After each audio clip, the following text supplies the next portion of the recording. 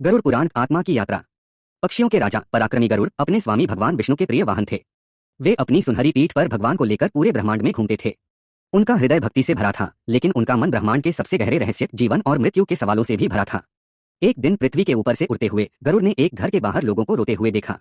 घर के अंदर एक व्यक्ति अपनी अंतिम सांसें ले रहा था। उसके प्राण शरीर छोड़ रहे थे और उसके प्रियजनों का दुहक हवा में घुल रहा था। अचानक दो भयानक आकृतियां प्रकट हुई। वे यमराज के दूत यमदूत थे। उनके हाथ में एक फंदा था और उनकी आंखें कठोर थीं। वे उस व्यक्ति की आत्मा को लेने आए थे ताकि उसे मृत्यु के देवता के सामने पेश कर सकें। यह दृश्य देखकर गरुड़ का शक्तिशाली हृदय कांप गया। हे भगवान, उन्होंने सोचा, मृत्यु के बाद इस आत्मा का क्या होगा? यह कहाँ जाएगी? इसका सफर कैसा होगा? इन सवालों ने उन्हें बेचैन कर दिया। अपने मन में उठ रहे सवालों का बोझ लेकर गरुड़ सीधे वैकुंठ पहुंचे। उन्होंने भगवान विष्णु के चरणों में अपना सिर झुकाया और हाथ जोड़कर कहा, हे प्रभु, आप सर्वज्ञ हैं। कृपया मृत्यु के रहस्य पर से पर्दा उठाकर मेरी जिज्ञासा शांत है। भगवान विष्णु ने अपनी मधुर वाणी में कहा, पूछो गरुड़, तुम्हारे हर प्रश्न का उत्तर दिया जाएगा। गरुड़ ने पूछा, प्रभु, मुझे आत्मा की उस यात्रा के बारे में बताएं जो वह शरीर छोड़ने के बाद करती है।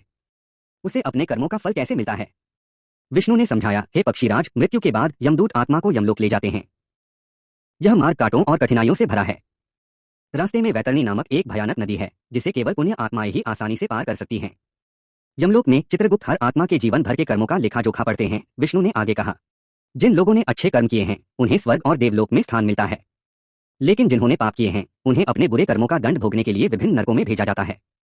गरुड़ ने पूछा, हे नारायण, तो क्या इस पीड़ादायक चक्र से मुक्ति का कोई मार्ग है? भगवान विष्णु मुस्कुराए, हाँ गरुड़, जो लोग धरती पर निस्वार्थ कर्म करते हैं, ईश्वर का नाम जपते हैं और अपने पूर्वजों के लिए पिंडदान और श्राद्ध करते हैं, उनकी आत्मा को शांति मिलती है और वे इस कठिन यात्रा से बच जाते हैं।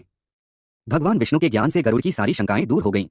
उन्हें समझ आ गया कि मृत्यु अंत नहीं, बल्कि कर्मों पर आधारित एक नई यात्रा की शुरुआत है। उन्होंने भगवान को धन्यवाद दिया और इस अमूल्य ज्ञान को पूरी दुनिया तक पहुंचाने का संकल्प लिया।